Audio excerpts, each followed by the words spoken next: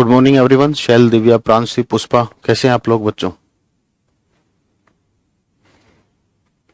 Rajneesh, good morning. चलिए बेटा, तो आज हमें साउंड स्टार्ट करना है और आज ही कंप्लीट हो जाएगा। ठीक है ना, 2 ही चैप्टर बचे हैं आपके। एक साउंड आज कंप्लीट हो जाएगा और इलेक्ट्रिसिटी 1 या 2 दिन में इलेक्ट्रिसिटी। ठीक है ना, मतलब आज की क्लास को मिलाकर मैक्सिमम 3 क्लासेस में आपकी फिजिक्स कंप्लीट हो जाएगी। फिर हम केमिस्ट्री स्टार्ट करेंगे। ठीक है, चलिए बेटा, साउंड, ध्वनि।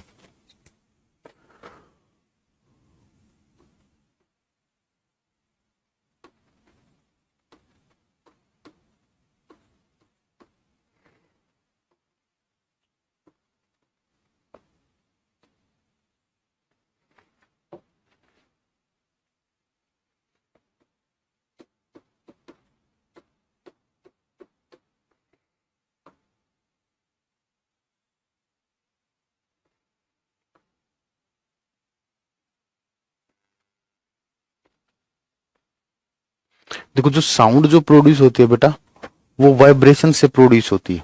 ठीक है ना, साउंड किससे प्रोड्यूस होती है? टाइप ऑफ रिएक्शन शो कर रहा है, पता नहीं बेटा, वो बाय मिस्टेक हो गया होगा, अब क्या बताएं। ठीक है, कोई नहीं, आप इधर देखिए अब। ठीक है, तो साउंड जो प्रोड्यूस होती है बेटा, वाइब्रेशन से प्रोड्यूस होती है। किससे प्रोड्यूस होती है? वाइब्रेशन से प्रोड्यूस होती है। ठीक है ना, तो पहला पॉइंट लिखोगे। इसी पॉइंट से मैं आपको एक होमवर्क दूंगा बेटा। It is produced by it is produced by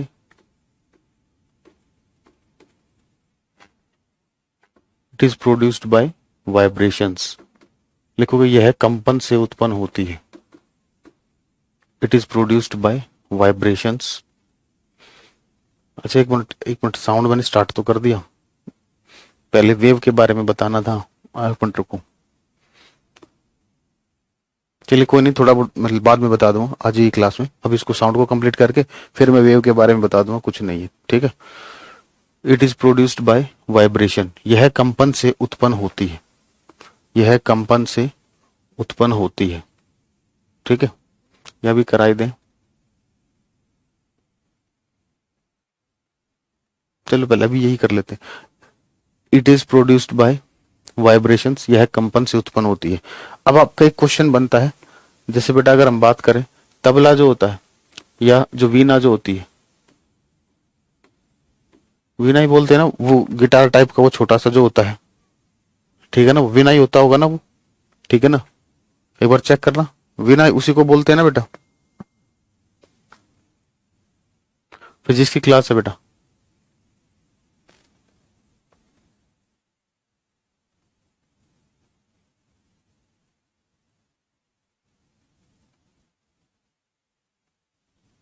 ये गिटार बोल लीजिए, जैसे वीणा, ये गिटार बोल लीजिए।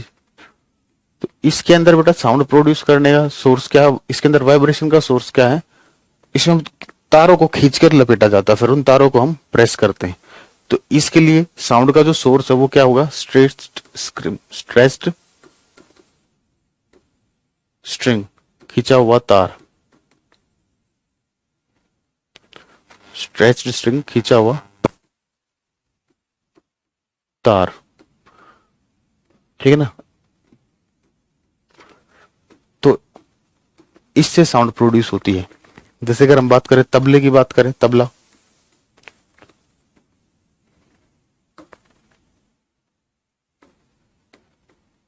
तबले की बात करें बेटा, तबले का क्या होता है? एक शीट होती है, उसको खींचकर उसके तरफ लपेटा जाता है।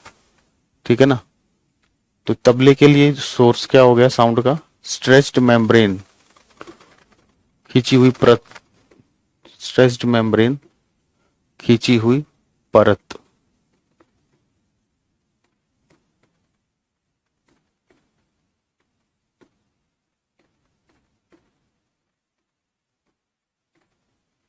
ठीक है बच्चों, चलिए अब आगे बढ़ते हैं बेटा।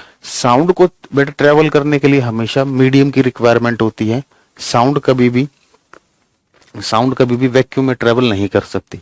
जैसे अगर हम बात करें चंद्रमा पर, अगर हम विस्फोट करा दें, चंद्रमा पर अगर हम विस्फोट करा दें बेटा, तो उस विस्फोट की आवाज धरती तक पहुंचने में कितना समय लेगी बेटा? 1 दिन, 2 दिन, 3 दिन, 4 दिन, कितना समय लेगी? अगर हम चंद्रमा पर विस्फोट कराते हैं तो उसकी जो साउंड है, उसकी जो ध्वनि है, वो धरती तक पहुंचने में कितना समय लेगी मूर्खों? वो कभी नहीं पहुंचेगी, क्योंकि मून पर बेटा मीडियम तो है नहीं, और साउंड को चलने के लिए हमेशा क्या चाहिए? मीडियम। ठीक है, तो लिखोगे it requires medium, it requires medium, it requires medium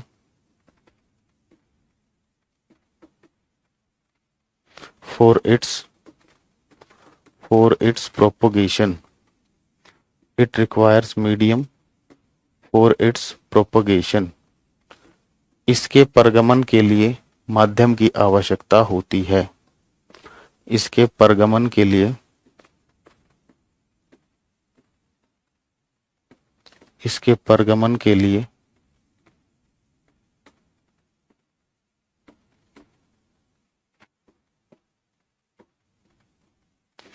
माध्यम की आवश्यकता, इसके परगमन के लिए माध्यम की आवश्यकता होती है।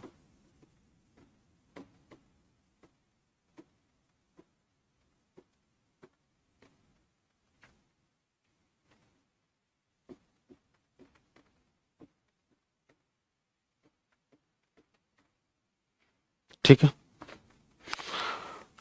It does not travel in vacuum, it does not travel in vacuum, it does not travel in vacuum, it does not travel in vacuum। ये निर्वात में नहीं चलती। वॉइस आ रही है बेटा, आप भी डरा देते हो। खादिजा जी क्या कह रहे हो? रजनीश बेटा लिखो, ये निर्वात में नहीं चलती, ये निर्वात में नहीं चलती, ये निर्वात में नहीं चलती, ये निर्वात में नहीं चलती, ये निर्वात में नहीं चलती। अब साउंड की स्पीड क्या होती है बेटा? देखिए, एक बहुत बढ़िया चीज बता रहा हूं, स्पीड ऑफ साउंड वेव्स।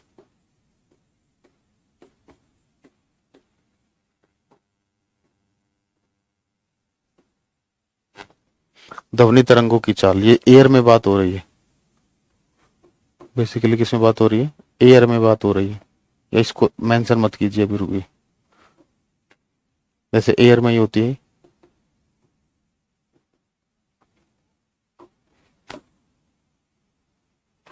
वायु में, वायु में ध्वनि तरंगों की चाल,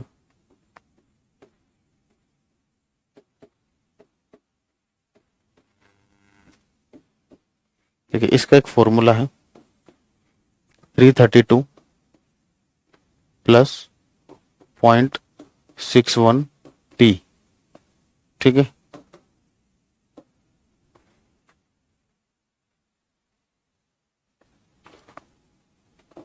अब देखिए ये टी क्या है बेटा? टेम्परेचर है। Where T equal to temperature in degree Celsius, T equal to temperature in degree Celsius. ठीक है, तो अगर आप T equal to 0 degree Celsius पर बात करें तो इसकी जो स्पीड आएगी, स्पीड ऑफ साउंड वेव्स, ये कितनी आएगी? 332 मीटर पर सेकेंड। इसकी यूनिट होती है बेटा मीटर पर सेकेंड में होती है। किस में होती है? ये मीटर पर सेकेंड में होती है। ठीक है, और अगर आप T equal to 20 degree Celsius रखते हो, at T equal to 20 degree Celsius, तो ये वैल्यू कितनी आ जाएगी बेटा? स्पीड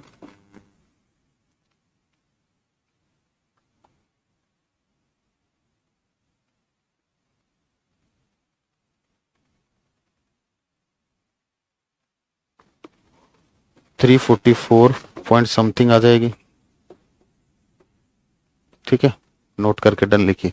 तो आपको बेटा आपके सिलेबस में ये फॉर्मूला है नहीं, ठीक है ना, आपके सिलेबस में ये वैल्यू काम आएगी, लेकिन अगर कभी वो टेम्परेचर देकर आपसे पूछ ले साउंड की स्पीड क्या होगी, तो हम बेटा अच्छे से पढ़ेंगे। जब पढ़ना ही है तो अच्छे से पढ़ लेते हैं, ठीक है ना, ताकि थोड़ा सा भी लेवल बढ़े तो कोई दिक्कत नहीं है।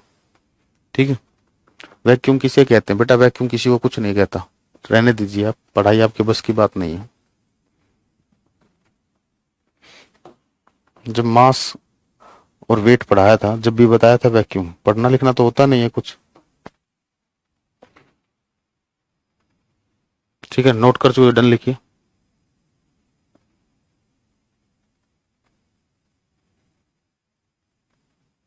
ठीक है,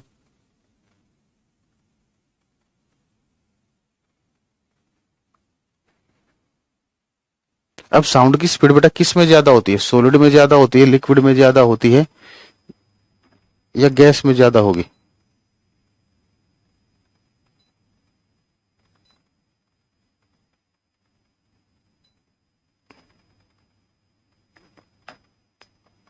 हाँ जी बेटा, साउंड की स्पीड किस में ज्यादा होती है बेटा? सबसे ज्यादा होती है सॉलिड, उससे कम लिक्विड, और सबसे ज्यादा कम गैस में। तो नेक्स्ट पॉइंट लिखोगे, decreasing order of, decreasing order of, decreasing order of, decreasing order of speed of, decreasing order of speed of sound waves.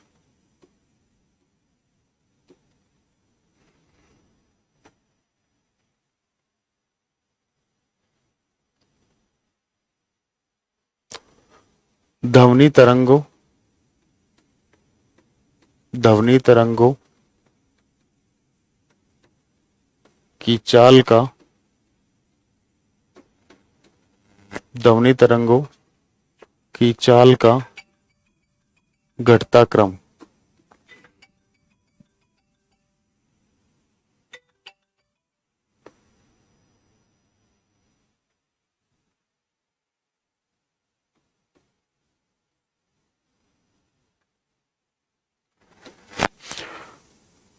तो सबसे ज्यादा होती है बेटा सॉलिड में, ठोस में, उससे कम लिक्विड में, और सबसे कम गैस में। ठोस द्रव गैस, ठोस द्रव गैस, ठोस द्रव गैस। अरे नहीं बेटा, ये फिजिक्स का ही क्लास है, वो गलती से टेक्निकल टीम ने कुछ दिक्कत कर दी होगी। चलिए आगे बढ़ते हैं। अब बेटा जो इसकी लाउडनेस होती है बेटा, ठीक है ना, जो इसकी लाउडनेस होती है, ठीक है ना, साउंड की, साउंड को हम मेजर करने के लिए, ठीक है ना, कौन सी यूनिट का यूज करते हैं बेटा? डेसिबल। ठीक है, किसका यूज करते हैं? डेसिबल। तो साउंड को कैसे मापा जाता है कि ध्वनि तेज है या कम है, लाउडनेस ज्यादा है या कम है? ठीक है, तो लिखोगे यूनिट ऑफ,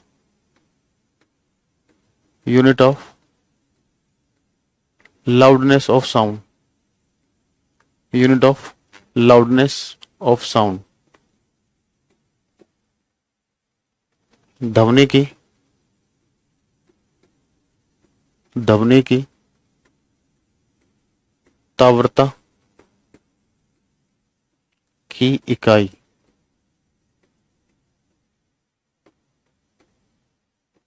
ध्वनि की तीव्रता की इकाई ये होती है बेटा डेसिबल, डेसिबल, डीबी।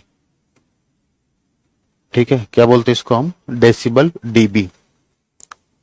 ये भी याद रखना, छोटा डी होता है, बड़ा बी होता है। ठीक है, तो जब बेटा साउंड जो होती है 80 डीबी से ज्यादा हो जाती है तो वो पेनफुल हो जाती है हमारे लिए, एक तरीके से वो पोल्यूशन होती है। ठीक है ना, अरे बताएंगे बेटा पिच ऑफ साउंड। अरे मूर को जूते खाने हैं क्या आप लोगों को? अरे अभी मैंने कंप्लीट कर दिया क्या साउंड?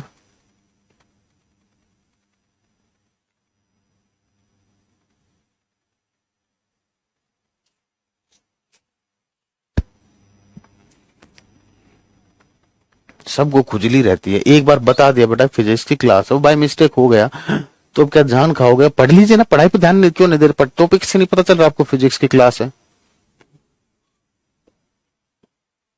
अब देखिए जो मैं बताना चाह रहा हूं तो आप ऐसी गड़बड़ कराते हो, मैं गजनी हो जाता हूँ फिर, है ना। हाँ जी, तो देखिए हम बात कर रहे थे बेटा, अगर जो साउंड है, ठीक है ना, वो 80 डीबी से ज्यादा हो गई, ठीक है ना, तो हम बोलेंगे वो क्या है? नॉइस पोल्यूशन है या पेनफुल है हमारे लिए। ठीक है, हर्ट्ज बेटा फ्रीक्वेंसी की यूनिट होती है, बताएंगे अभी। ठीक है, तो लिखोगे साउंड ग्रेटर देन 80 dB, ये क्या होती है? पेनफुल होती है।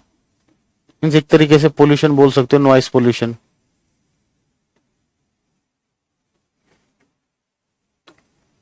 ठीक है ना। अब बेटा आपने सुना होगा, देखा होगा, जब बारिश आती है तो कई बार बिजली भी गरजती है। ठीक है ना। तो बिजली गरजती है और एक साउंड प्रोड्यूस करती है। ठीक है ना। तो आपने देखा वो लाइटनिंग पहले होगी, लाइटनिंग पहले होती है। ठीक है ना।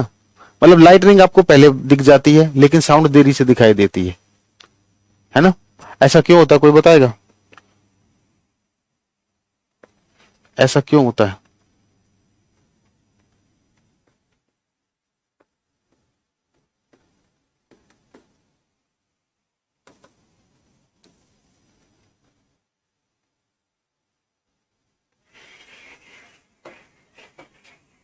क्योंकि बेटा साउंड देखो, हाँ, speed of light is more than sound. ठीक है, देखिए देखिए, स्पीड ऑफ लाइट,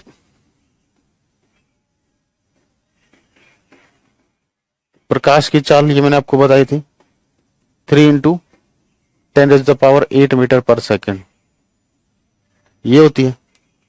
ठीक है। और स्पीड ऑफ साउंड, ध्वनि की चाल, ध्वनि की चाल कितनी होती है बेटा? 332 मीटर पर सेकेंड।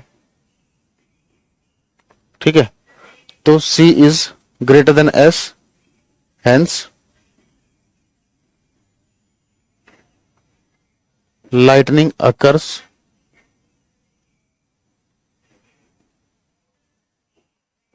Before thundering. मतलब होते तो साथ साथ है लेकिन हमें ऐसा दिखाई देता है, बिफोर थंडरिंग। इतना लिख लीजिए जल्दी से। इसीलिए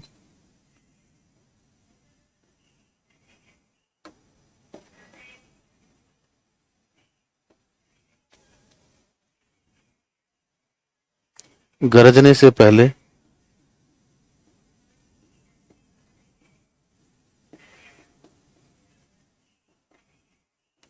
इसलिए गरजने से पहले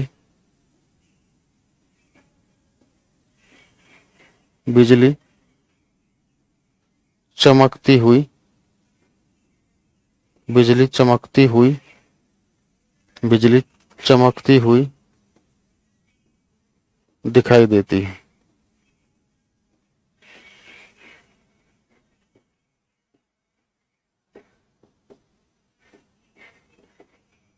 ठीक है, नोट करके डन लिखिए।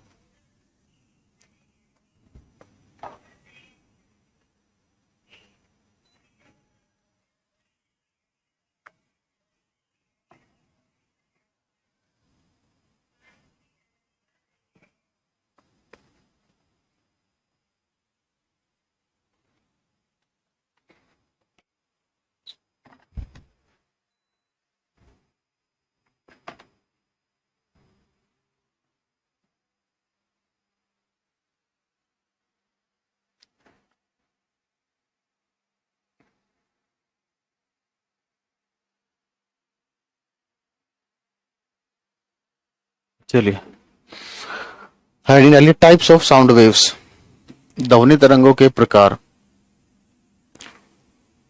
टाइप्स ऑफ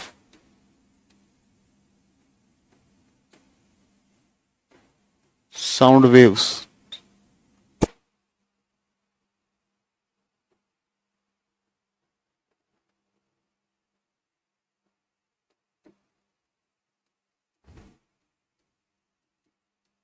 ध्वनि तरंगों के प्रकार।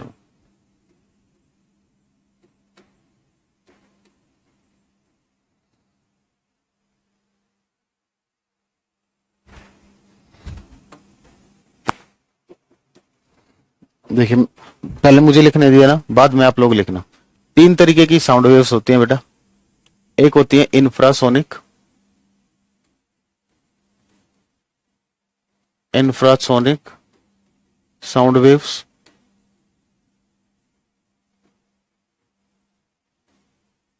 ठीक है। एक होती है बेटा Audible sound waves, Audible sound waves, इनको बोलते हैं बेटा श्रव्य, श्रव्य ध्वनि तरंगे।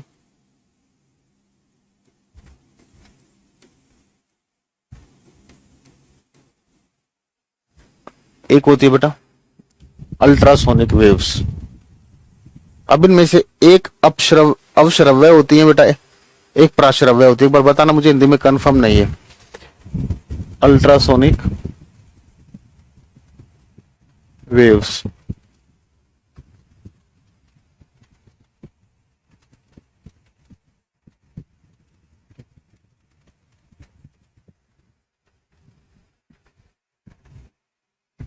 बताइए बेटा किसको क्या बोलते जल्दी, अभी नोट नहीं हुआ था। लीजिए कीजिए बेटा नोट, जल्दी कीजिए।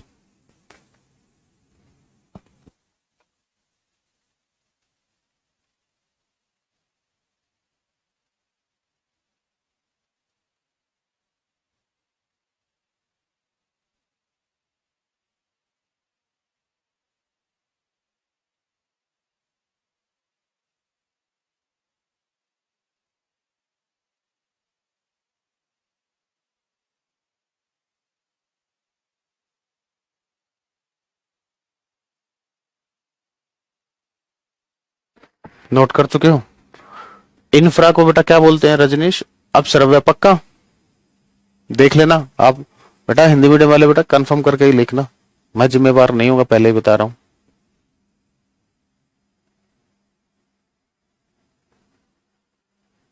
ठीक है, बहुत टाइम दे दिया। तो ये बता रहे हो आप अपश्रव्य,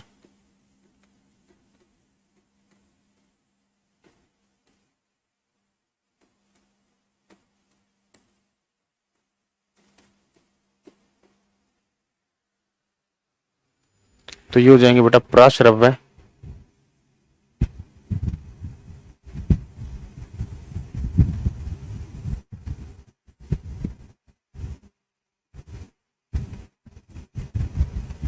ठीक है।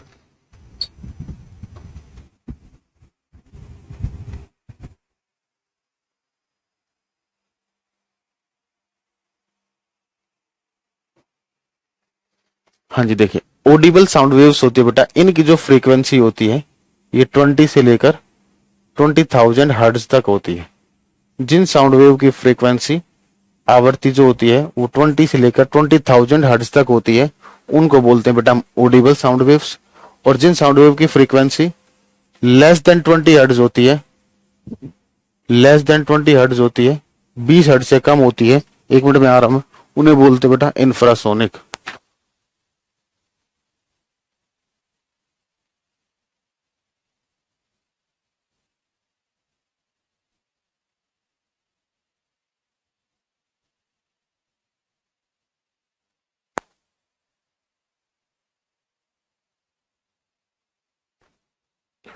ठीक है, हिंदी में लिख लोगे बेटा 20 हर्ट्ज से कम होती है, और ये मोर देन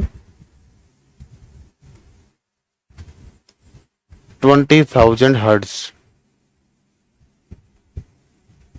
ठीक है ना?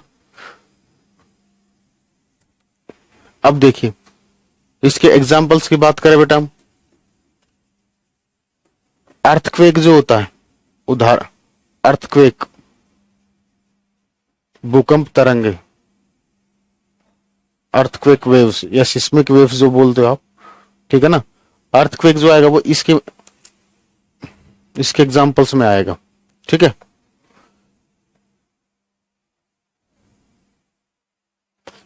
अब क्वेश्चन ये राइज होता है बेटा तो पेपर में, एक तो ये वैल्यूज पूछी जाती हैं और ये किसके द्वारा सुनी जाती है, कौन कौन इनको सुन सकता है, हर्ड बाय।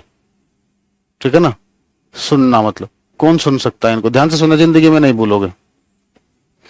देखो इन साउंड वेव की फ्रीक्वेंसी बहुत कम है, ठीक है ना, इन साउंड वेव की फ्रीक्वेंसी क्या है, बहुत कम है। ठीक है, तो इनको सुनने के लिए बेटा कान बड़े होने चाहिए, और सबसे बड़े कान किसके होते हैं बेटा, हाथी के। तो एक तो कौन सुन सकता है इनको, हाथी सुन सकता है, एलिफेंट। और देखिए दो में आप कंफ्यूजन रहोगे, एक है व्हेल, एक है डॉल्फिन। बताइए दोनों में से बड़ी कौन सी होती है? व्हेल बड़ी होती है, डॉल्फिन बड़ी होती है? व्हेल बड़ी होती है, तो व्हेल इसको सुन सकती है। ठीक है, इस तरीके से आप इसको याद रखोगे। यहां पर बात करें, ठीक है ना, इसका यूज भी बताएंगे। तो ये किसके द्वारा सुनी जाती है बेटा? जिसके कान छोटे होंगे, क्योंकि फ्रीक्वेंसी बहुत ज्यादा है। और कान छोटे किसके होते हैं? मच्छर मत बोल देना, ठीक है ना। डॉग इसमें आ जाएगा बेटा, डॉल्फिन इसमें आ जाएगी, चमगादड़ इसमें आ जाएगा, ठीक है। एक होता है पोरपोइज। पोरपोइज क्या होता है? नेट गूगल कर लेना, आपको पता चल जाएगा, ठीक है। तो ये आपको पता होना चाहिए। अब बेटा अल्ट्रासोनिक, इसका यूज काम का है, इसका यूज कहां पर करते हैं, ठीक है ना। एक तो इसका यूज करते हैं बेटा हम सोनोग्राफी में।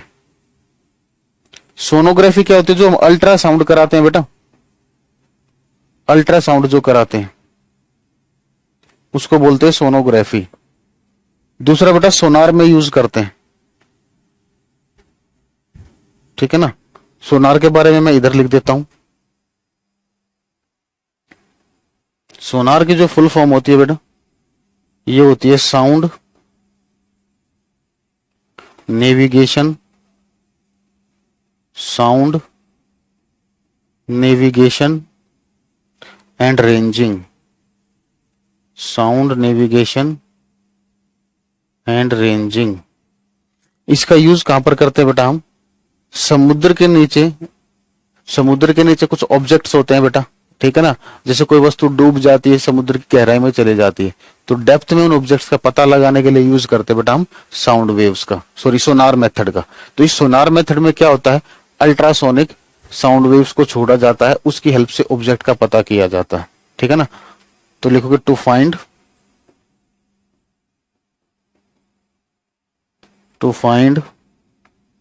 Submerged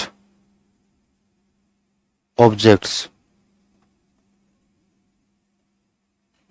to find submerged objects. Hindi में लिखना, समुद्र की गहराई में डूबी हुई वस्तुओं का पता लगाने में। समुद्र में, समुद्र की गहराई में डूबी हुई वस्तुओं का पता लगाने में, समुद्र की गहराई में डूबी हुई वस्तुओं का पता लगाने में, समुद्र की गहराई में डूबी हुई वस्तुओं का पता लगाने में। अब जैसे पढ़ा रहे ना, एक बार किसी बच्चे ने ये पूछ लिया जब ऑफलाइन पढ़ाते थे, सर ये कौन सुनता है? बहुत बढ़िया, ये ह्यूमन बीइंग सुनता है, ध्यान रखना, मनुष्य ये सुनता है, ठीक है। नोट करके डन लिखिए बेटा, नोट करके डन लिखिए।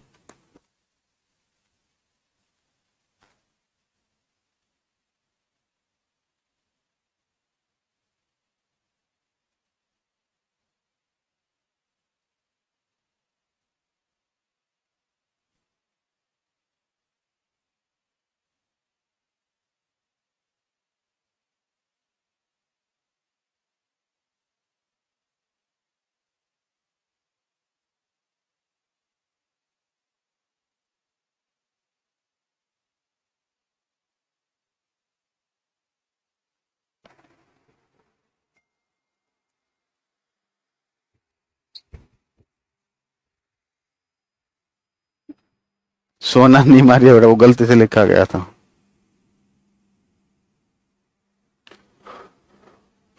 जल्दी कीजिए।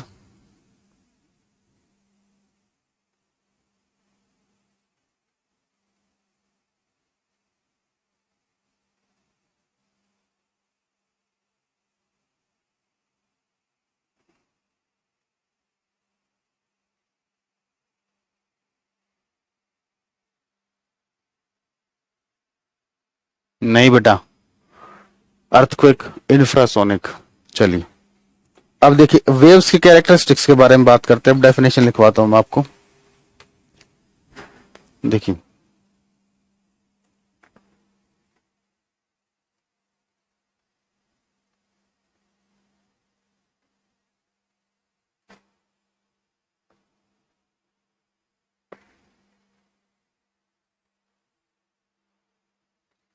ये एक ये एक वेव है बेटा, ठीक है ना।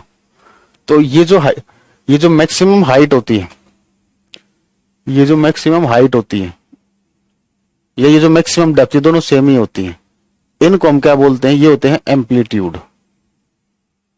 ये क्या होता है, वेव का एम्पलीट्यूड। बोलते हैं ना साउंड की लाउडनेस ज्यादा है, साउंड की लाउडनेस ज्यादा है। पोर्पोइज बेटा एक जीव है, साउंड की लाउडनेस ज्यादा है यानी कि उसका एम्पलीट्यूड ज्यादा है, ज्यादा तेज ध्वनि आती है, तो ठीक है ना। तो ये तो हो गया आपका एम्पलीट्यूड, आयाम।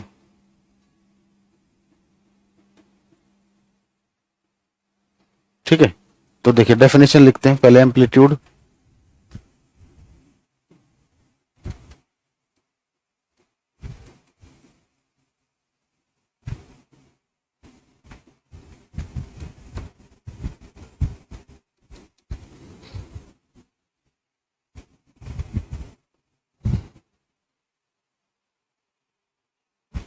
तो एम्पलीट्यूड क्या बेटा, ये इसकी मीन पोजीशन होती है, या बोल सकते हो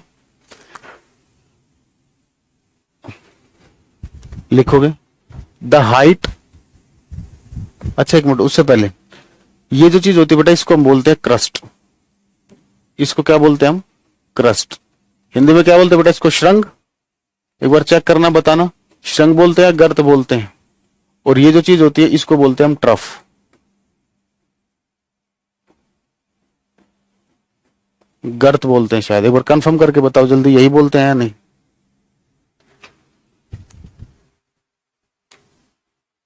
तब तो मैं इंग्लिश में डेफिनेशन लिखता हूं। The maximum height, the maximum height of crust, the maximum height of crust और मैक्सिमम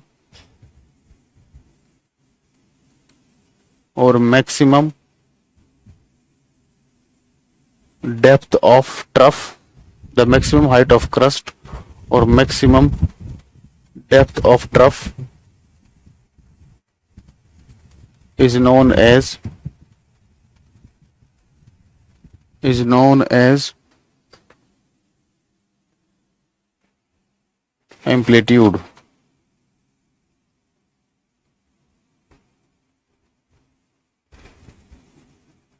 दूसरे तरीके से बोल सकते हैं बेटा मैक्सिमम डिस्प्लेसमेंट,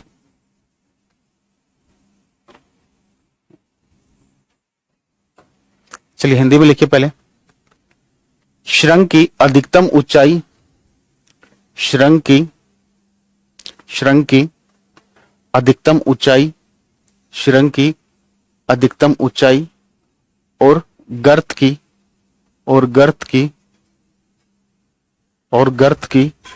अधिकतम गहराई को, और गर्त की अधिकतम गहराई को, और गर्त की अधिकतम गहराई को, और गर्त की अधिकतम गहराई को, और गर्त की अधिकतम गहराई को, और गर्त की अधिकतम गहराई को आयाम कहा जाता है। और गर्त की अधिकतम गहराई को, और गर्त की अधिकतम गहराई को आयाम कहा जाता है।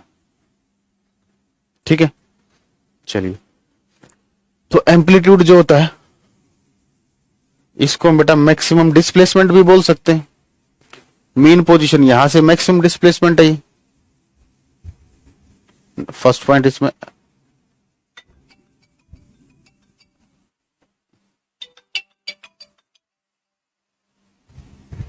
एम्पलीट्यूड आयाम, ये क्या बेटा maximum displacement.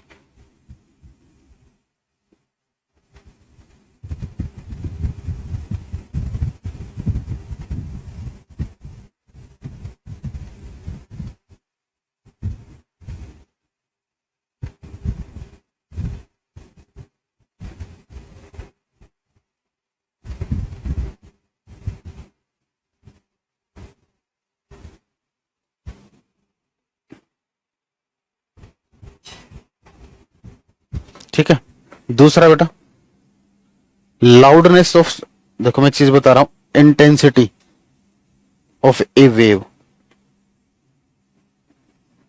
Intensity of A wave, तरंग की तीव्रता,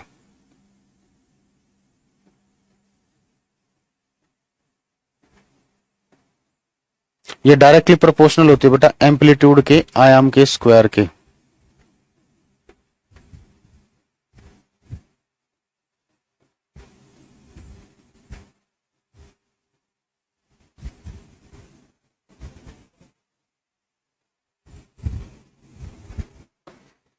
एम्पलीट्यूड के आयाम के स्क्वायर के, ठीक है। अब देखिए साउंड वेव्स की बात करते हैं तो साउंड वेव्स में इंटेंसिटी क्या होती है बेटा, लाउडनेस, ठीक है ना। तो इस चीज को मैं यहां लिख रहा हूं, लाउडनेस ऑफ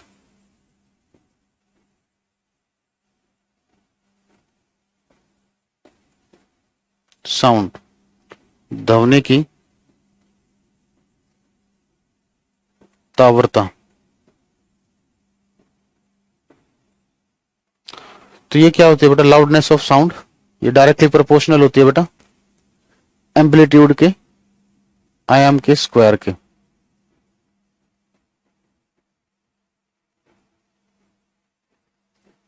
तो समझ रहे हो साउंड बेटा कब ज्यादा और कब कम सुनाई देती है, एम्पलीट्यूड जितना ज्यादा होगा उसकी लाउडनेस उतनी ज्यादा होगी। आवाज के साथ वाइब्रेशन साउंड आ रहा है तो साउंड तो चल ही रहा है बेटा, वाइब्रेशन से तो साउंड प्रोड्यूस होता है।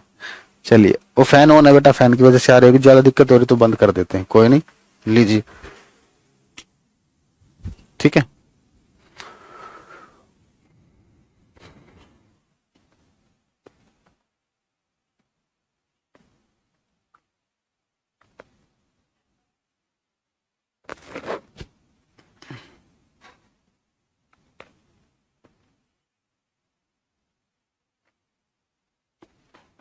लाउडनेस को तीव्रता ही बोलते बेटा, एक बार ये चेक करना, लाउडनेस को हिंदी में क्या बोलते हैं बस एक बार ये चेक करो, दिक्कत हो जाएगी नहीं तो एक बार चेक कीजिए।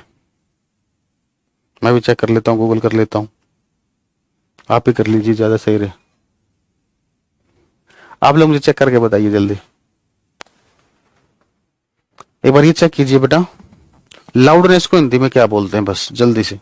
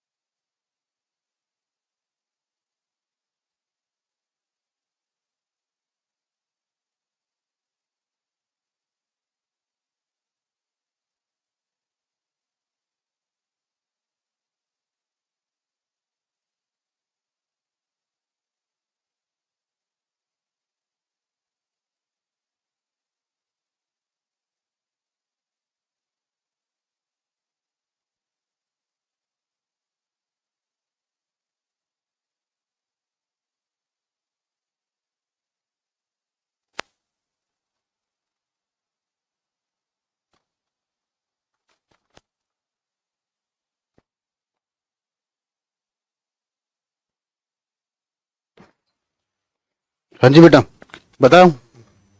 ध्वनि और ध्वनि तरंग में क्या अंतर है? कुछ नहीं, छोड़िए उसको। प्रबलता, प्रबलता।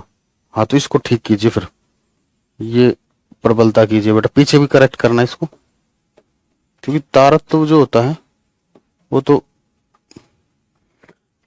ठीक है। इसको ठीक कीजिए, प्रबलता पीछे भी कर लेते हैं बेटा, यहां भी प्रबलता कीजिए एक बार। थोड़ा सा हिंदी में दिक्कत रहता है ना।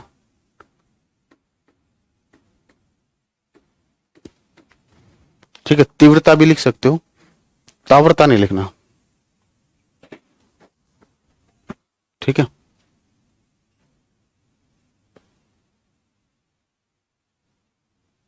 नहीं बेटा, अल्ट्रासोनिक सुनेगा ना बेटा राखी, वो तो अल्ट्रासोनिक सुनेगा।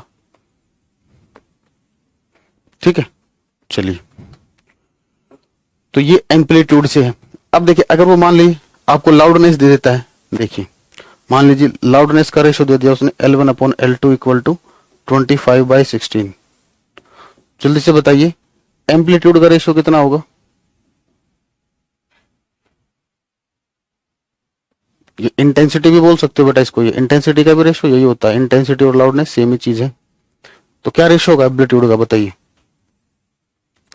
लॉन्गिट्यूडनल वेव बेटा सुनिए, पॉसिबल तो नहीं, क्योंकि आपके सिलेबस में नहीं, मैं पढ़ाता हूं, ठीक है ना। लॉन्गिट्यूडनल वेव्स कौन सी होती है?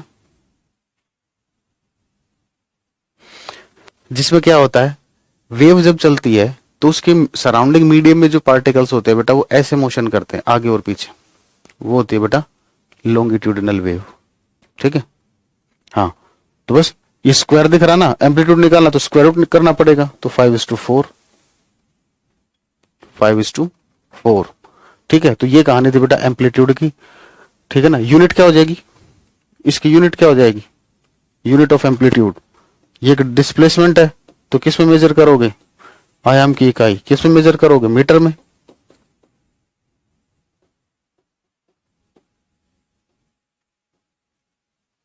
किसे मेजर करोगे, मीटर में।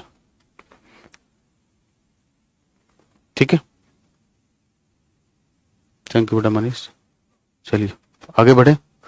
अब बात करते हैं बेटा फ्रीक्वेंसी पर, फ्रीक्वेंसी पर, आवृत्ति। ठीक है, नहीं नहीं नहीं नहीं बेटा नम्रता, एम्पलीट्यूड निकालना है तो ये स्क्वायर को हटाना पड़ेगा, इसको हटाने के लिए क्या करना पड़ेगा, इधर अंडर रूट लेना पड़ेगा। ठीक है, सेकंड हेडिंग डालिए बेटा फ्रीक्वेंसी, आवृत्ति।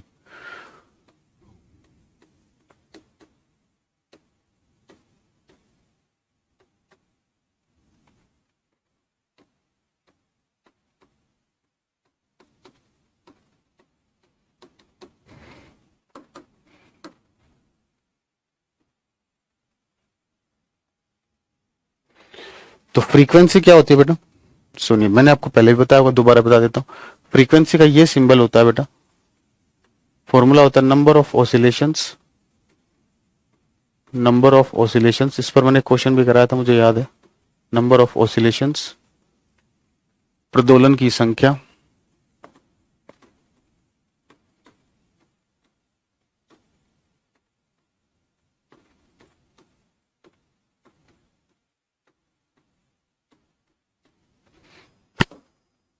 Divided by total time taken, कुल समय,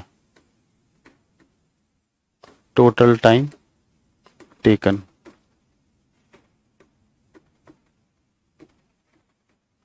कुल समय। ठीक है, तो इसको अगर हमें डिफाइन करना है तो कैसे डिफाइन करेंगे, नंबर ऑफ ऑसिलेशंस पर सेकंड।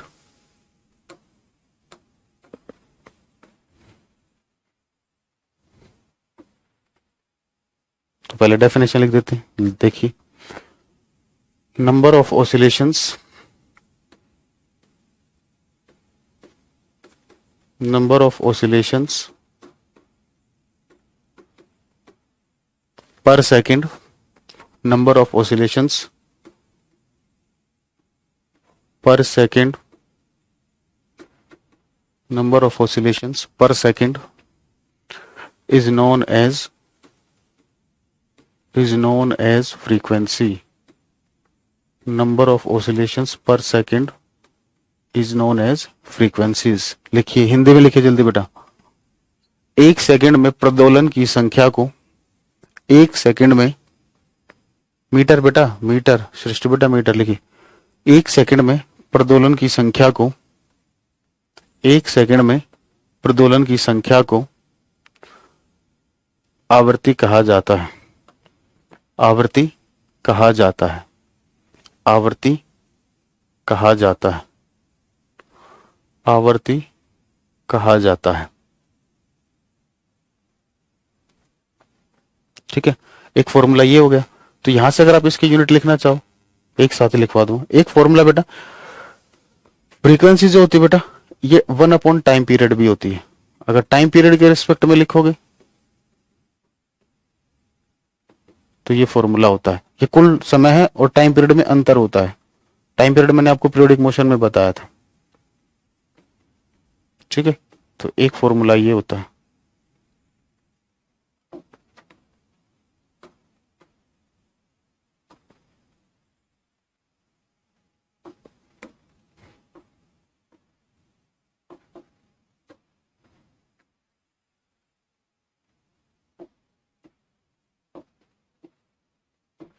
ठीक है, तो यहां से अभी और देखिए,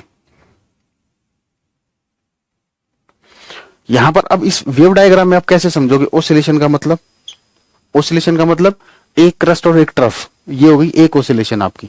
एक क्रस्ट और एक ट्रफ, ये क्या हो गई बेटा? एक ओसिलेशन। ठीक है ना। टाइम पीरियड क्या होता है बेटा?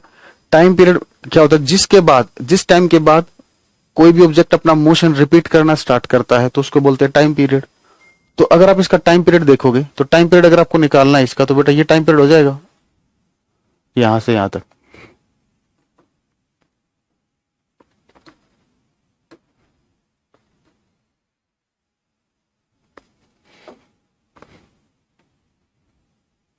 यहां से इसके बाद वो मोशन रिपीट स्टार्ट करता है अपना।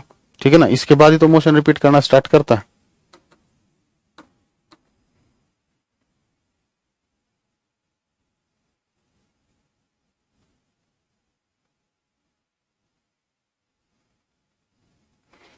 ठीक है, तो ये क्या हो गया? इसका टाइम पीरियड हो जाएगा। इसके बाद वो मोशन स्टार्ट करता था, ये होता है टाइम पीरियड टी। टी क्या होगा आपका? ये टाइम पीरियड, समय अंतराल। और एक क्रस्ट और एक ट्रफ को मिलाकर ये क्या हो गई आपकी? एक ओसिलेशन। ठीक है, समझ गए बेटा?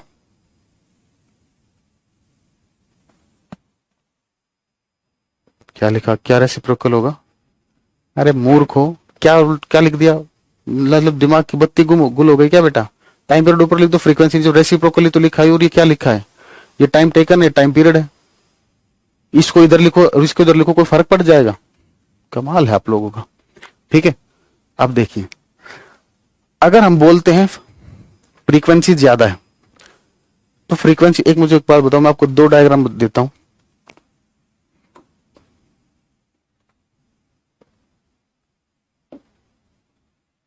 एक ये है,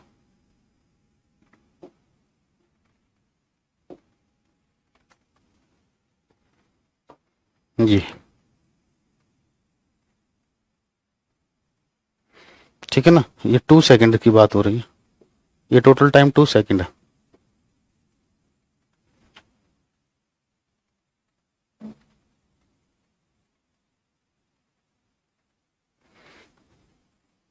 ये 2 सेकंड की बात यहां हो रही है। इसकी फ्रीक्वेंसी है बेटा, आवृत्ति है जो ν1 है,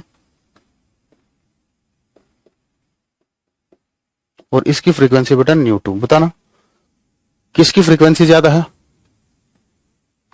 समझ में नहीं आ रहा तो छोड़ दीजिए बेटा। इतने बड़े हो गए हो, अभी भी समझ में नहीं आता है तो कुछ नहीं आता। आप छोटे बच्चे हो तो मुझे समझ में भी आता, चलो वो तो पहली बार पढ़ रहे हैं। आप शिक्षक बनने वाले हो और जब आपके साथ ये दिक्कत है तो बहुत बड़ी दिक्कत वाली बात है। क्योंकि मुझे अपने पढ़ाने में कोई डाउट नहीं, नो डाउट में बहुत बढ़िया पढ़ाता हूँ, मुझे पता है। ठीक है, तो इसका मतलब आपकी तरफ से दिक्कत है। बाकी भाई चलिए कोई बात नहीं बेटा, टीचर चेंज कर लीजिए, कोई दिक्कत नहीं।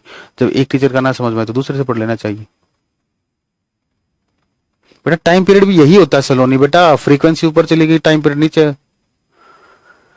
यहां पर देखिए 2 सेकंड में बेटा कितनी ऑसिलेशन हो रही है, ये एक ऑसिलेशन, ये दूसरी ऑसिलेशन, 2 सेकंड में सिर्फ 2 ही ऑसिलेशन हो रही है। और यहां पर देखना 1 2 3 4 5 6 7 ऑसिलेशन हो रही है। ठीक है, तो यहां पर फ्रीक्वेंसी ν2 इज ग्रेटर देन ν1।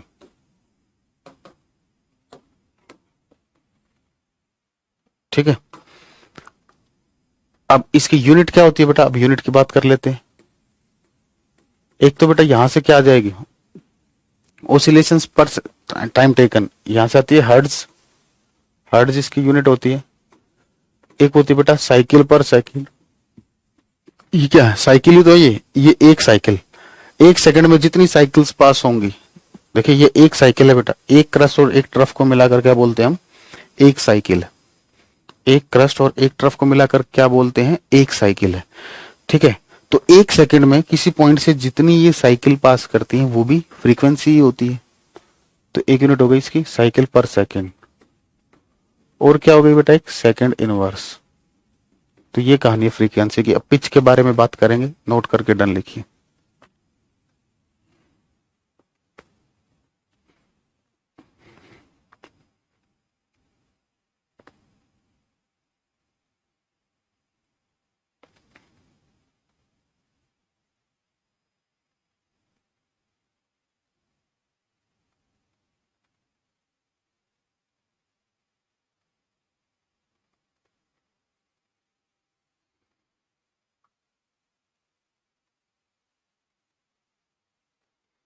ठीक है, थर्ड आती है बेटा पिच।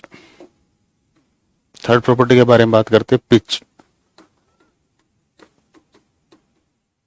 सुर।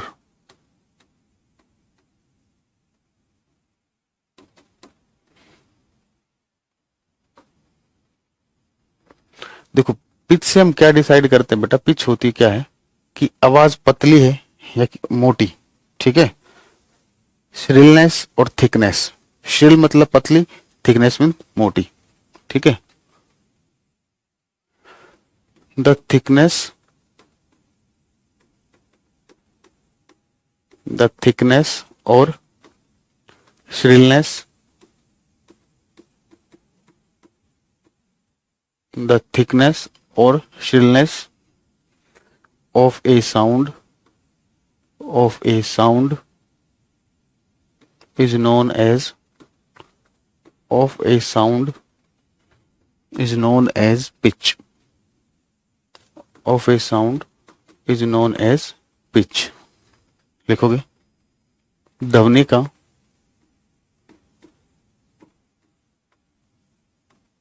मोटापन, ध्वनि का मोटापन या पतलापन, ध्वनि का मोटापन या पतलापन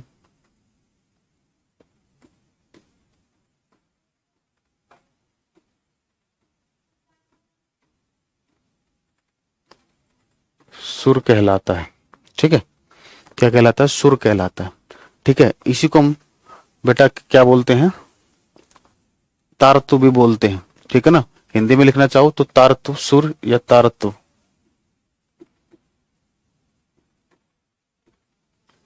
ठीक है, सुर या तारतु इसी को बोलते हैं।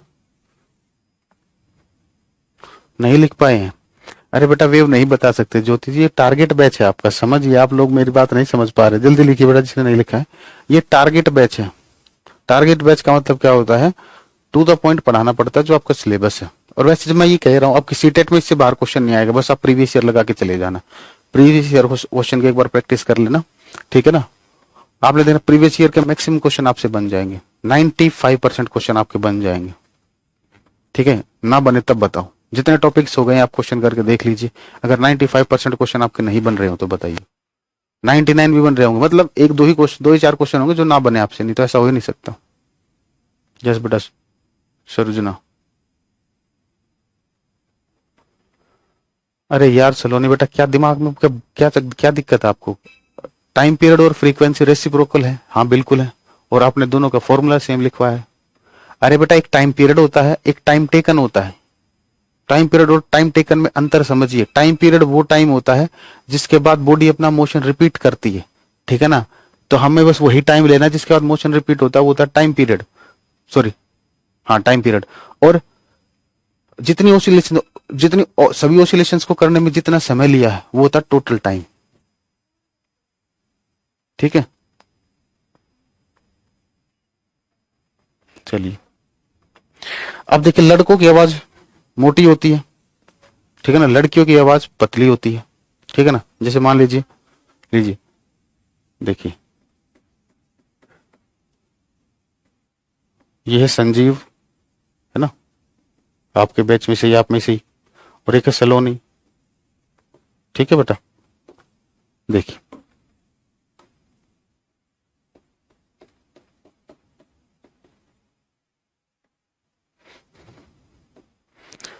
तो जब देखिए, जब संजीव बोलेगा ना, तो देखिए साउंड कैसी आएगी।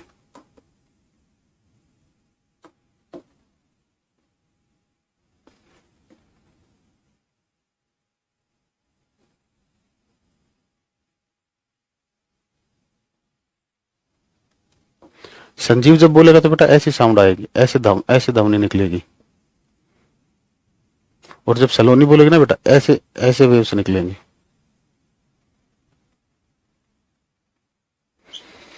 ठीक है, तो देखिए, तो जो पिच जो होती है ना बेटा, वो डिपेंड करती है फ्रीक्वेंसी पर। पिच जो होती है, सुर जो होता है, लिख लेना, ये इंपॉर्टेंट पॉइंट है, यही क्वेश्चन आता है। पिच जो होती है ये डायरेक्टली प्रोपोर्शनल होती है बेटा फ्रीक्वेंसी के।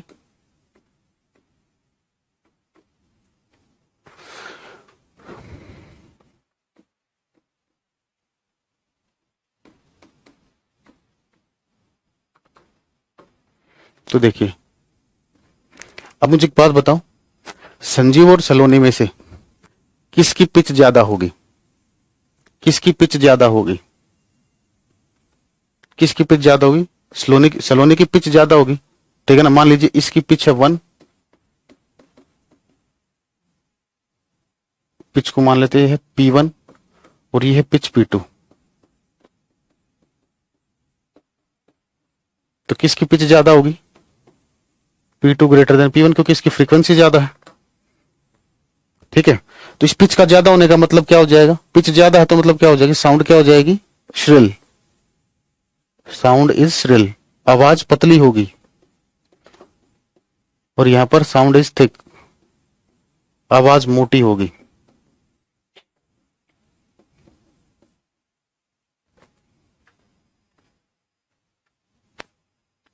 बहुत बढ़िया। अब सलोनी नाम सबको याद रहेगा, और संजीव, है ना, ये नाम अब आपको हमेशा याद रहेंगे। चलिए,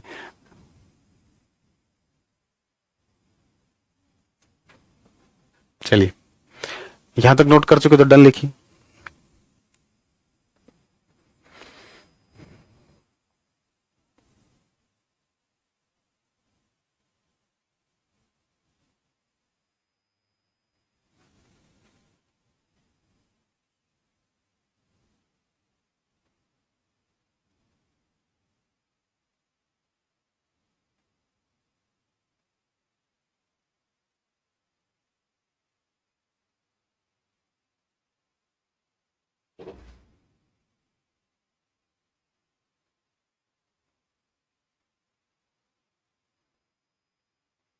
चलिए अब मुझे एक बात बताइए, मॉस्किटो और लेते हैं हम, ठीक है ना, हम बात करते हैं।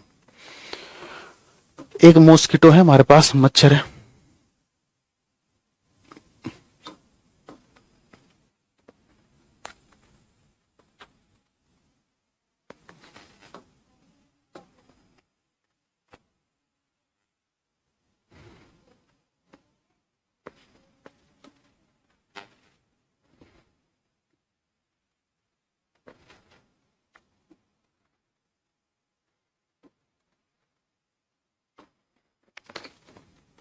देखिए मॉस्किटो को कंपेयर कर रहे हैं बेटा शेर के साथ।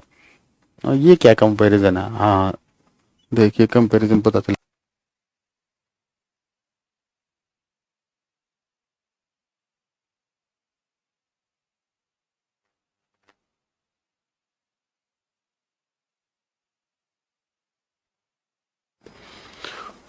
ठीक है, पुनः बताइए आपसे सर। हाँ हाँ, मुरली बेटा आपको तो हर चीज में दिक्कत है, मैं सुबह से देख रहा हूँ आपके मैसेज आ रहे हैं, सिलेबस कब कंप्लीट होगा। पढ़ने वाले बच्चों के इलेक्शन नहीं होते, ठीक है ना, चुपचाप पढ़ते रहिए। अब क्या बताना आप पुनः? जी बेटा क्या पूछ रहे हो? अब मेरी बात सुनिए, अब मैं आपसे पूछता हूँ, पिच जो होती है, हिंदी वाले दोनों लिखेंगे सुर और तारत्व, पिच किसकी ज्यादा होगी?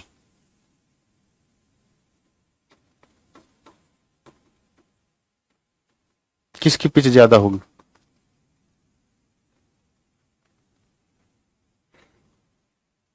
इन दोनों में से बेटा किसकी पिच ज्यादा होगी?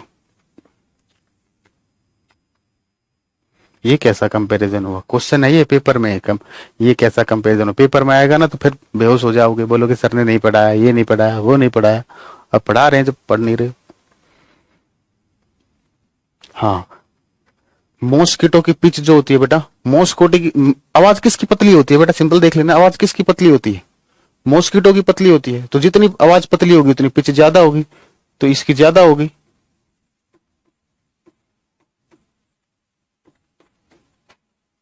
और लाइन की लेस होगी।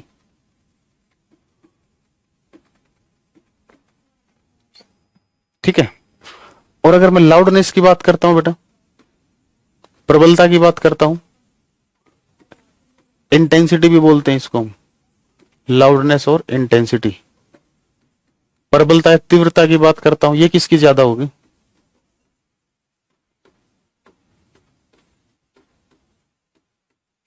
ये किसकी ज्यादा होगी?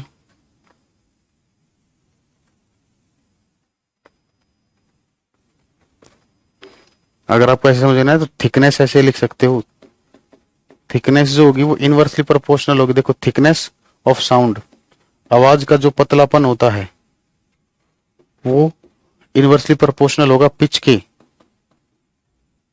ठीक है ना। या डायरेक्ट बोल सकते हो फ्रीक्वेंसी के, पिच और फ्रीक्वेंसी, क्योंकि पिच और फ्रीक्वेंसी में समान रिलेशन है, डायरेक्टली प्रोपोर्शनल है, समानुपाती है, ठीक है ना। हाँ जी, लाउडनेस किसकी ज्यादा होगी? लायन की, ठीक है ना। ये मोर होगा,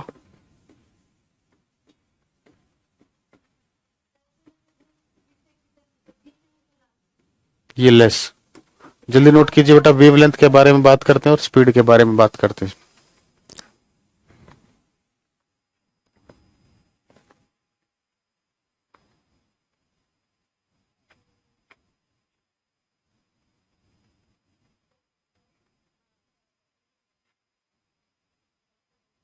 नोट कर चुके हो तो डन लिखिए जल्दी।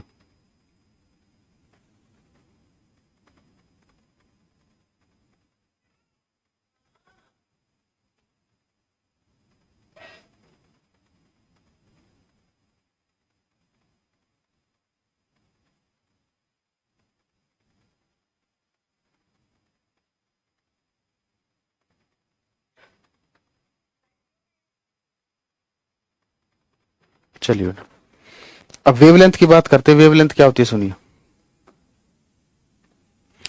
दो क्रस्ट के बीच की दूरी ले लीजिए आप, इसको वेवलेंथ बोलते हैं। या दो ट्रफ के बीच की दूरी ले लीजिए, ये होती है वेवलेंथ। दो लगातार जो क्रस्ट आए या जो दो लगातार जो ट्रफ आए, इनके बीच की दूरी को बोलते हैं बेटा हम वेवलेंथ, तरंग दैर्घ्य। तो ये फोर्थ होगी शायद,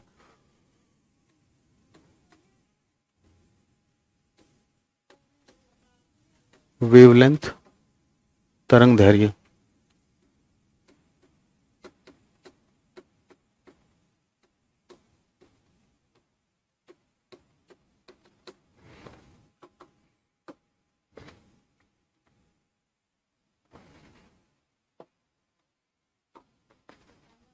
देखिए, द डिस्टेंस बिटवीन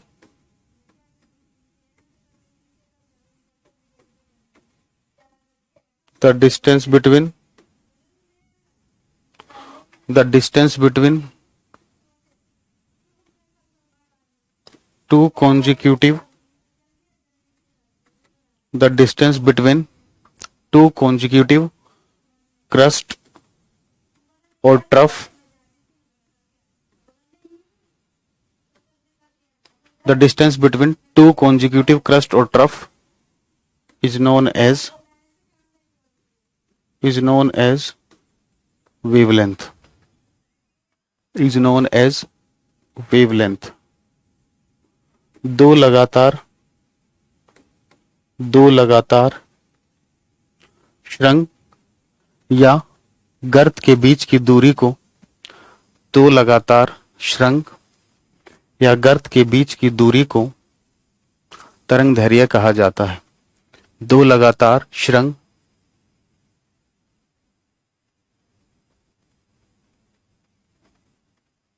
बहुत देर तक पढ़ाता हूं, मतलब क्या करना चाहिए फिर, आधा घंटा पढ़ा के छुट्टी कर देनी चाहिए। दो लगातार शृंग या गर्त के बीच की दूरी को तरंगदैर्घ्य कहा जाता है। ठीक है, इसकी यूनिट क्या होती है? इसकी यूनिट लेंथ है, तो लेंथ को किस मेजर करोगे? मीटर में। ठीक है, अब बात करते हैं बेटा स्पीड ऑफ साउंड वेव्स, या स्पीड ऑफ ए वेव लिखते हैं हम simple, speed of A wave.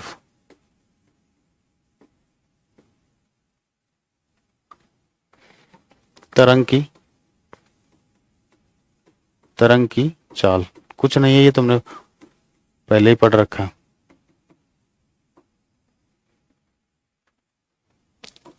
S से लिखते बेटा स्पीड ऑफ, इसको हम लिख देते हैं एस से। तो एस क्या होता है बेटा? फ्रीक्वेंसी इंटू वेवलेंथ, सिंपल सा फॉर्मूला। ठीक है, तो ये था चैप्टर बेटा, कंप्लीट हो गया। ठीक है, अब कोई डाउट हो तो पूछ लीजिए। ठीक है ना, कल इलेक्ट्रिसिटी स्टार्ट करेंगे। कल शायद इलेक्ट्रिसिटी कल ही कंप्लीट हो जाए, नहीं तो परसों, 2 दिन, मतलब 2 दिन में होगा, कल तो शायद मुश्किल ही होगा।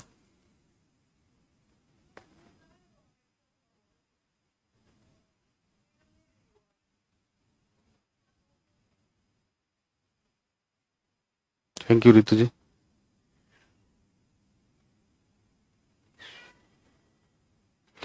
ठीक है बेटा, अरे बेटा क्लासेस मत देखा करो ना, कितना क्लासेस, केमिस्ट्री में कितना क्लास हो, कितना भी हो बेटा, आपका सिलेबस पूरा होना चाहिए ना। आप ये बात क्यों नहीं समझते? आपका सिलेबस पूरा होना चाहिए अच्छे से। क्या मैंने एक टॉपिक आपको अच्छे से नहीं कराया? ऐसा नहीं कि मेरी रेंज यहीं तक है बेटा, मेरी रेंज तो आगे तक है। ठीक है ना, लेकिन आपका सिलेबस इतना है तो उस हिसाब से पढ़ाना पड़ता है। क्वेश्चन आप खुद कर लीजिए ना, मैं कह रहा हूं सारे क्वेश्चन बन जाएंगे।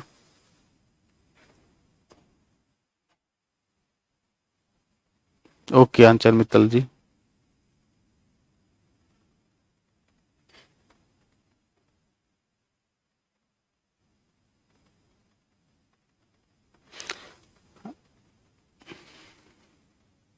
बायो मैडम ही पढ़ाएंगे। ये मेंशन तो कर रखा है बेटा, speed of A wave S. S का मतलब स्पीड ऑफ साउंड वेव्स। अरे फॉर्मूला है ये बेटा, स्पीड का फॉर्मूला क्या होता है? डिस्टेंस अपॉन टाइम होता है ना, मूर्ख को देखो। स्पीड का फॉर्मूला क्या होता है? डिस्टेंस अपॉन टाइम होता है। आप लोग भी बिल्कुल, डिस्टेंस अपॉन टाइम होता है। यहां पर डिस्टेंस क्या है? डिस्टेंस क्या है? वेवलेंथ। और 1 अपॉन टाइम क्या होता है? 1 अपॉन टाइम क्या होता है? फ्रीक्वेंसी। ये 1 अपॉन टाइम है ना, तो ये वेवलेंथ। 1 अपॉन टाइम को क्या लिख दोगे? फ्रीक्वेंसी। लीजिए, क्वेश्चन तो बन रहे हैं सर, मैंने बनाए थे। हाँ वही तो मैं कह रहा हूं बेटा,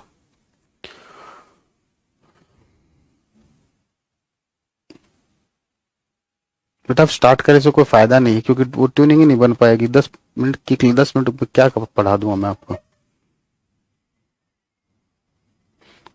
दूसरे टॉपिक का वो तो बेटा पिछली क्लास में पढ़ा दिया, अब कौन से दूसरे टॉपिक का पढ़ाना? वो तो पिछली क्लास में पढ़ा चुका हूं मैं, बताया तो आपको, पढ़ाया तो, रिफ्रैक्शन पढ़ाया तो था। टाइम और वेवलेंथ का रिलेशन कुछ नहीं कहलाता, आप हो मूर्ख। ठीक है, सोनार का full form sound navigation and ranging, Priya ji वो करा चुका हूं मैं, पिछले टॉपिक से वो करा चुका हूं। पिछली क्लास में मैंने आपको रिफ्रैक्शन, लॉज ऑफ रिफ्रैक्शन, ठीक है ना, बायोनेंसी एंड बायोनेट फोर्स, अगर हाँ वेडनेसडे को कंप्लीट हो जाएगी। ठीक है, चलिए बेटा आज के लिए इतना ही फिर। Thank you, bye, take care. अरे 20 मिनट कहाँ, 17 मिनट है। अरे मूर्खों, रेस्ट कर लो थोड़ा, कोई दिक्कत नहीं बेटा। एच टेट के लिए अभी मेरे पास इंफॉर्मेशन ही नहीं बैच की, रिकॉर्डेड वगैरह मुझे पता भी नहीं। मैंने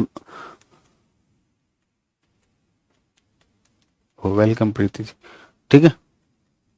फॉर्मूले को कैसे पढ़ेंगे? Speed equal to frequency multiply by wavelength. ये फ्रीक्वेंसी है, ये वेवलेंथ है, ये आवर्ती है, ये तरंग दैर्घ्य है, ठीक है। चलिए कल स्टार्ट करते हैं इलेक्ट्रिसिटी। ओके बच्चों, thank you, bye, take care.